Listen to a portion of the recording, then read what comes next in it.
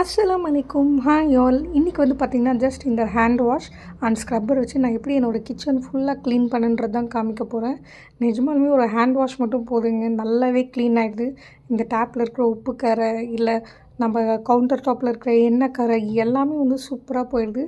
நான் சீரியஸாகவே எந்த ஹேண்ட் வாஷ் வந்தாலும் ஓகே, ஏதாவது ஒரு ஹேண்ட் வாஷ் உங்கள் வீட்டில் இருந்தால் அதை வச்சு நீங்கள் இந்த மாதிரி சிங்க்கு அடியில் இருக்கிற டைல்ஸ், இந்த ட்ரே இது எல்லாமே நான் அதில் தாங்க க்ளீன் பண்ணேன். நல்லா சூப்பராக க்ளீன் ஆகிடுச்சு. அந்த ஃப்ளோரில் இருந்ததுலாம் கூட அந்த எண்ணெய் பிசுக்கெலாம் போயிடுச்சு. இப்போ என்னோடய கவுண்டர் டாப்பில் பார்த்திங்கன்னா ஃபுல்லாக பாருங்கள் ஒரே எண்ணெய் பிசுக்காக இருந்துச்சு.